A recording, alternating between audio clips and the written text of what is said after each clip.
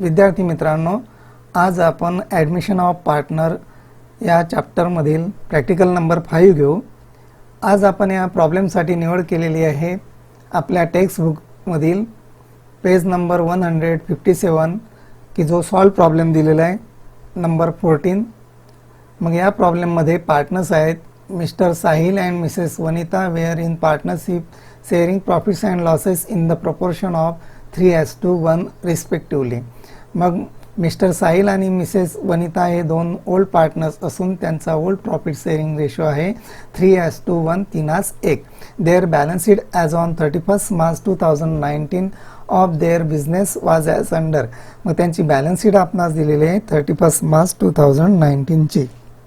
मग बॅलन्स शीटच्या लायबिलिटीज साईडला आपणास त्यांचं कॅपिटल दिलं आहे। प्रथमतः कॅपिटल अकाउंट्स साहिल 90,000, वनिता 75,000। त्यानंतर क्रेडिटर्स ही लायबिलिटी दिली आहे थर्ड पार्टी लायबिलिटी 31,500 आणि जनरल रिझर्व हा ॲक्युमुलेटेड प्रॉफिट दिलेला आहे 6,000।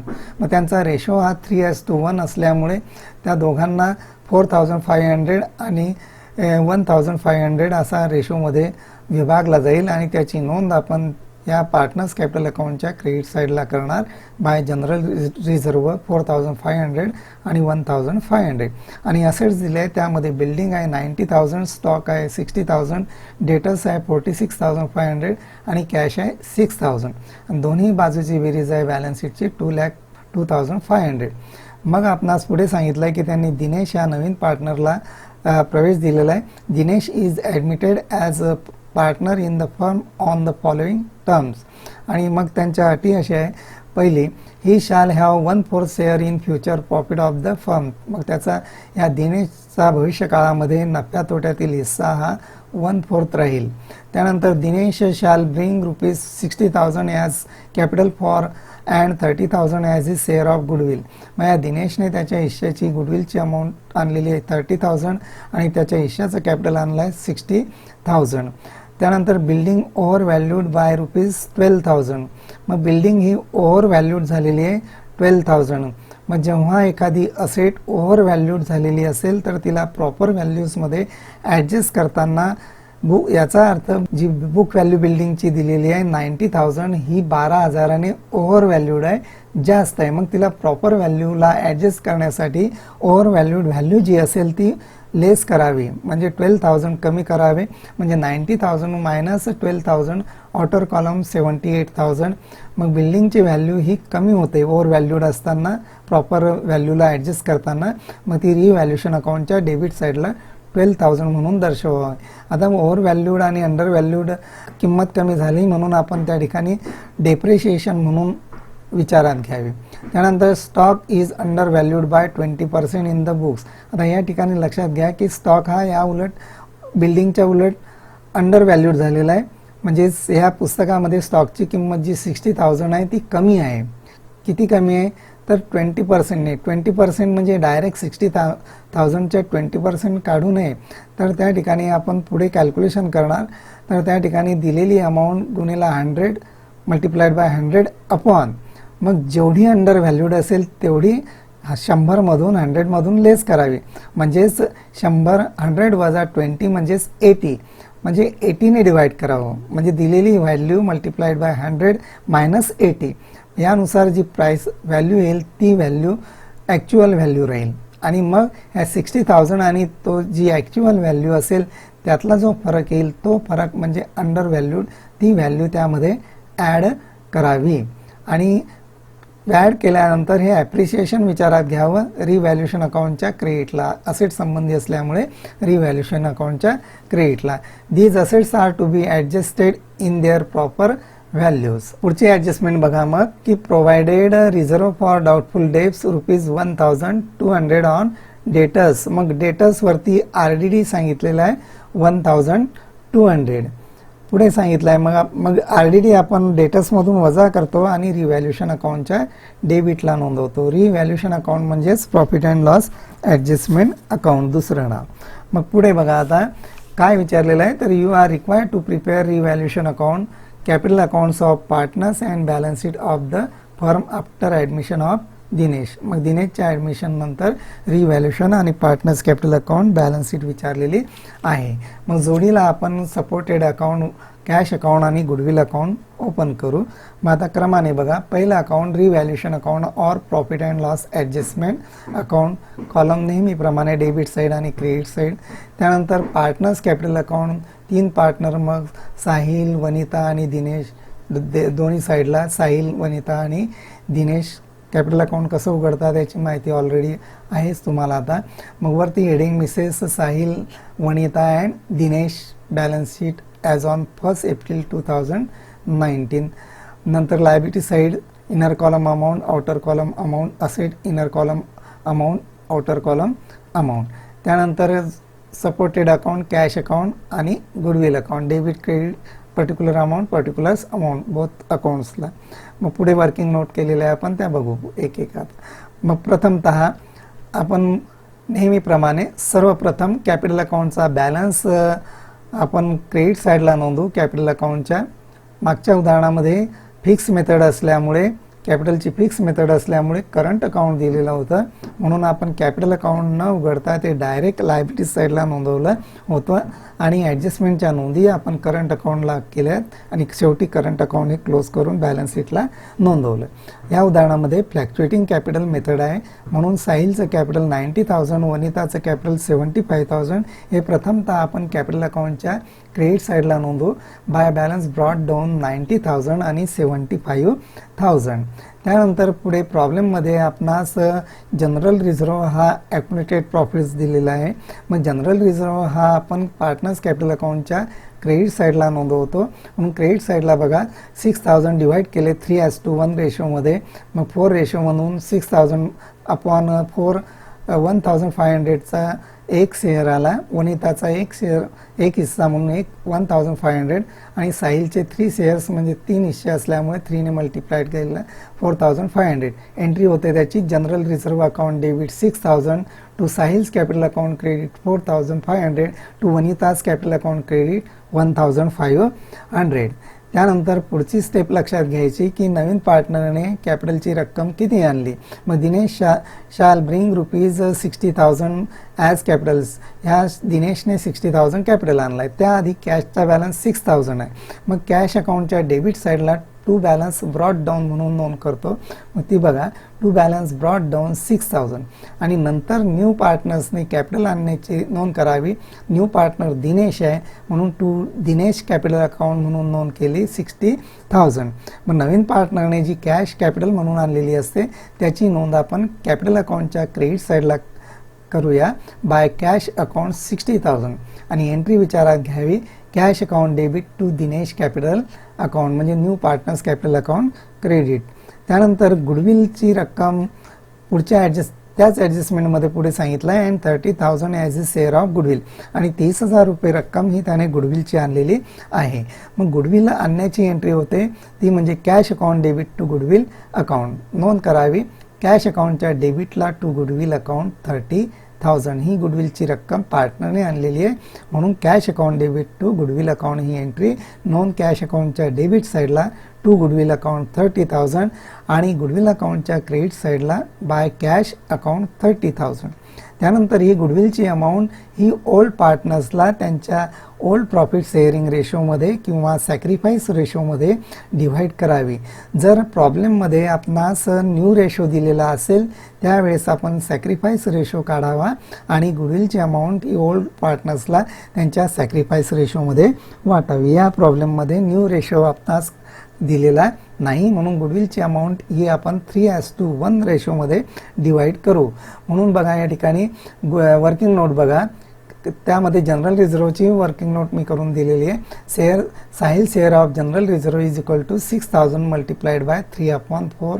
मग 4ने डिवाइड केलं 1,500 multiplied by 3 is equal to 4,500 आणि Vanita share of general reserve is equal to 6,000 multiplied by 1/4 divide केलं 1,500 multiplied by 1 is equal to 1,500. याची नोंद आपण ऑलरेडी केली. नंतर गुडविल बघा, गुडविल देखील ओल्ड रेशोमध्ये डिवाइड होईल 3:1 1 Sahil share of goodwill is equal to 30,000 goodwill आहे. रेशो आहे 3:4 म्हणजे पहिल्याचा हिस्सा आहे 3/4 म्हणून 3/4 इज इक्वल टू 4ने डिवाइड केलं 7,500 आणि पुन्हा 3ने मल्टिप्लाइड केलं 7,500 multiplied by 3 is equal to 22,500. नंतर Vanita share of goodwill is equal to 30,000 multiplied by 1/4 is equal to 4ने डिवाइड केलं 7,500 multiplied by 1 is equal to ₹7,500. नंतर पुढची स्टेप आपण गुडविल अकाउंटच्या डेबिटला नोंद करावी. To Sahil's capital account 22,500, Vanita's capital account debit 7,500 आणि डेबिट अमाऊंट होणार गुडविल 30,000. आणि सेकंड पोस्टिंग ही कॅपिटल अकाउंटच्या क्रेडिटला बाय गुडविल अकाउंट 22,500 आणि 7,500. मग अशा प्रकारे आपण गुडविलची नोंद विचारात घ्यावी. मागच्या प्रॉब्लेममध्ये गुडविलची अमाऊंट ही पार्टनरने विड्रॉन केली होती 50% अमाऊंट, म्हणून त्याची नोंद आपण या ठिकाणी टू कॅश अकाउंट केली होती ओल्ड पार्टनरच्या खात्यामध्ये आणि दुसरी पोस्टिंग कॅश अकाउंटच्या क्रेडिटला केली होती. मग कॅपिटल आणि गुडविलची नोंद केल्यानंतर आपण रिव्हॅल्युएशन ऑफ असेट्स आणि लायबिलिटीजची ॲडजस्टमेंट विचारात घ्यावी. मग रिव्हॅल्युएशनच्या संदर्भात सांगितलं आहे आपणास की building is over valued by ₹12,000 म्हणजे बिल्डिंगची जी 90,000 अमाऊंट ही बुक व्हॅल्यू दिली आहे ती ओव्हर व्हॅल्यूड आहे. कितीने? 12,000ने. मग ओव्हर व्हॅल्यूड असेल तर तिला लेस करावी. म्हणून बघा building 90,000 less depreciation in bracket over valued 12,000. मग 12,000 मायनस केल्यानंतर ॲक्च्युअल व्हॅल्यू 78,000 किंवा मार्केट व्हॅल्यू किती आहे? 78,000. मग ही ओव्हर व्हॅल्यूडमुळे बिल्डिंगची व्हॅल्यू कमी झाली म्हणून त्याची नोंद आपण रिव्हॅल्युएशन अकाउंटच्या डेबिट साईडला करावी टू बिल्डिंग अकाउंट 12,000. त्यानंतर पुढची स्टेप बघा, पुढची ॲडजस्टमेंट की stock is under valued by 20% in the books. These assets are to be adjusted in their proper values. म्हणजे stock is under valued by 20%. मग स्टॉक हा 20%ने अंडर व्हॅल्यूड आहे. मग अंडर व्हॅल्यूड असताना इथे बिल्डिंग ओव्हर व्हॅल्यूड किती आहे direct सांगितलं होतं, परंतु स्टॉक ही अंडर व्हॅल्यूड किती आहे हे पर्सेंटेजमध्ये दिलं आहे. म्हणून जेव्हा अंडर व्हॅल्यूड असेल तेव्हा ॲक्च्युअल व्हॅल्यू आणि बुक व्हॅल्यू याचा डिफरन्स कसा शोधावा तर ते लक्षात घ्या. प्रथमतः ॲक्च्युअल व्हॅल्यू काढावी किंवा मार्केट व्हॅल्यू काढावी. इज इक्वल टू दिलेली value book value 60,000 multiplied by 100 upon मग इथे 20% आहे तर इथे 10% असते तर 100 वजा 10 म्हणजे 90 लिहावे.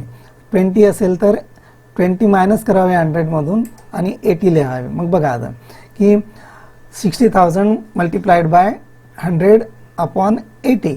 आणि एक लक्षात घ्या, जेव्हा आपणास ओव्हर व्हॅल्यूड पर्सेंटेजमध्ये सांगितलं असेल तेव्हा ॲक्च्युअल व्हॅल्यू किंवा मार्केट व्हॅल्यू काढताना बुक व्हॅल्यू मल्टिप्लाइड बाय या ठिकाणी 100 अपॉन मग 100मध्ये जेवढे पर्सेंटेज ओव्हर व्हॅल्यूड असेल तेवढे ॲड करावे. उदाहरणार्थ 10% ओव्हर व्हॅल्यूड असेल तर 110ने डिवाइड करावं. 20% असेल तर 120ने डिवाइड करावं. मग बघा आता अंडर व्हॅल्यूड व्हॅल्यू 20% आहे स्टॉक, म्हणून ॲक्च्युअल व्हॅल्यू किंवा मार्केट व्हॅल्यू काढावी. Is equal to 60,000 multiplied by 100 upon 80 is equal to या ठिकाणी आपण 1 आणि हा 1 जो आहे तो कॅन्सल करू. मग या ठिकाणी 60,000ला 8ने डिवाइड केलं तर 7,500चा हिस्सा येईल, भागाकार येईल 7,500 आणि मल्टिप्लाइड बाय इथे 10 आहे बरोबर 75,000. म्हणजे याचाच अर्थ ह्या स्टॉकची मार्केट व्हॅल्यू ॲक्च्युअल व्हॅल्यू किती आहे 75,000, परंतु तिथे किती दर्शवलेली आहे त्या ठिकाणी 60,000. म्हणून अंडर व्हॅल्युएशन किती आहे नेमकं तर डिफरन्स कशातला market value minus book value किंवा actual value minus book value is equal to 75,000 minus 60,000 is equal to 15,000. मग 15,000ने ही स्टॉकची व्हॅल्यू काय आहे अंडर व्हॅल्यू आहे. म्हणून जेव्हा असेट अंडर व्हॅल्यूड असेल तेव्हा अंडर व्हॅल्यूड जेवढी अमाऊंट असेल ती ॲड करावी. मग बघा स्टॉक 60,000 ॲड ही वाढ होते म्हणून appreciation in bracket under valued 15,000 बाहेर प्राइस घ्या 75,000. मग 75,000च्या 20% ही अमाऊंट 15,000 आहे. मग पुढे लक्षात घ्या की मग स्टॉकची व्हॅल्यू ही वाढलेली आहे म्हणून पोस्टिंग करणार आपण ती म्हणजेच रिव्हॅल्युएशन अकाउंटच्या क्रेडिट साईडला बाय स्टॉक अकाउंट 15,000. त्यानंतर नेक्स्ट ॲडजस्टमेंट सांगितली आपणास की provide reserve for doubtful debts 1,200 on debts. मग डेटस वरती आपणास RDD सांगितलं आहे 1,200. मग नोंद करताना आपण असेट साईडला डेटस म्हणून नोंद करावी. डेटस 46,500 लेस RDD 1,200 आउटर कॉलम मग 45,300 आणि मग दुसरी पोस्टिंग करावी ती म्हणजेच रिव्हॅल्युएशन अकाउंटच्या डेबिट साईडला टू RDD अकाउंट 1,200. मग अशा प्रकारे रिव्हॅल्युएशन असेट्सचं आणि लायबिलिटीजचं विचारात घेतलेलं आहे. लायबिलिटीजच्या संदर्भात कोणतीही ॲडजस्टमेंट आपणास सांगितलेली नाही. मग आपण एंट्री करताना एंट्री कशी करावी रिव्हॅल्युएशनची. मग प्रथमतः ही क्रेडिट साईड बघावी. क्रेडिट साईडला असेट्सची व्हॅल्यू जी वाढलेली आहे त्याची एंट्री करावी. Asset account debit to revaluation म्हणजे stock account debit 15,000 to revaluation account credit 15,000. Narration being increase in the value of stock. पुढे नंतर हे बिल्डिंग आणि डेटर्सची व्हॅल्यू RDD मुळे कमी झालेली आहे म्हणून ज्या असेटची व्हॅल्यू कमी झाली आहे त्याची एंट्री करताना revaluation account debit to assets account entry करावी. म्हणजे बघा रिव्हॅल्युएशन अकाउंट डेबिट दोन्ही असेटची व्हॅल्यू किती कमी झाली 13,200 म्हणून revaluation account debit 13,200 to building account credit 12,000 to RDD account credit 1,200.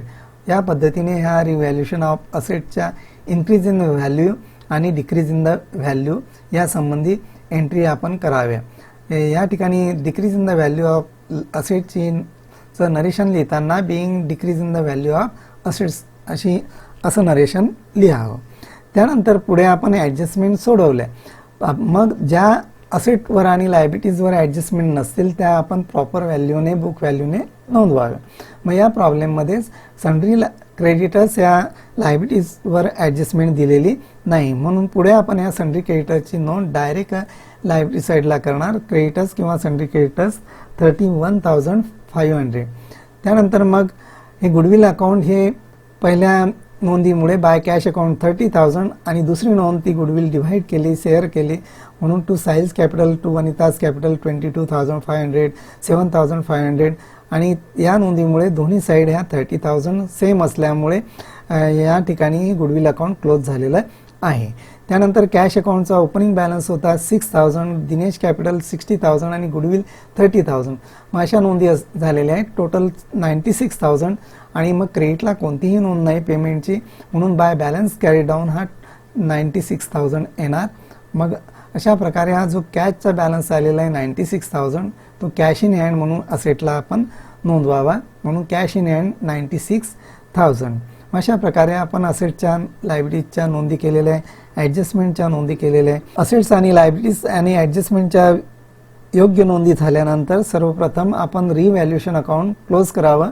मग रिव्हॅल्युएशन अकाउंटच्या क्रेडिट साईडला 15,000 क्रेडिट साईड जास्त आहे 15,000 मधून 13,200 लेस केल्यानंतर डिफरन्स येतो 1,800. क्रेडिट बॅलन्स रिव्हॅल्युएशन अकाउंटचा प्रॉफिट होय म्हणून इथे नोंद करावी. To partners capital accounts Sahil आणि वनिता ओल्ड पार्टनर्स आणि दोघांना हा प्रॉफिट डिवाइड केलेला आहे शेअर केलेला आहे. खाली वर्किंग नोट दिली आहे. Revaluation profit ratio 3:1. Sahil share in profit 1,800 multiplied by 3/4 is equal to divide जर केलं 1,800ला 4ने तर 450 multiplied by 3 is equal to 1,350. मग पुढे वनिता शेअर इन प्रॉफिट विचारात घ्या. Vanita share in profit is equal to 1,800 multiplied by 1/4 is equal to 1/4 ने डिवाइड केला असता शेअर येतो 450 म्हणून 450 multiplied by 1 is equal to 450. मग हे 1,800 आपण दोघांमध्ये 3:1 रेशोमध्ये डिवाइड केले.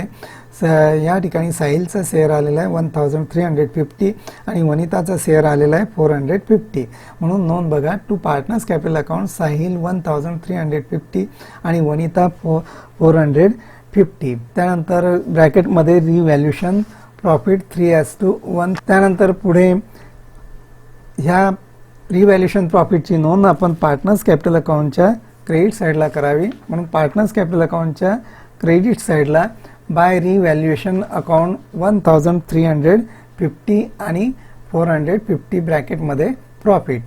त्यानंतर प्रॉफिटची नोंद केल्यानंतर आपण एक कॅपिटल अकाउंट क्लोज करूया. कॅपिटल अकाउंटची क्रेडिट साईडची बेरीज बघा.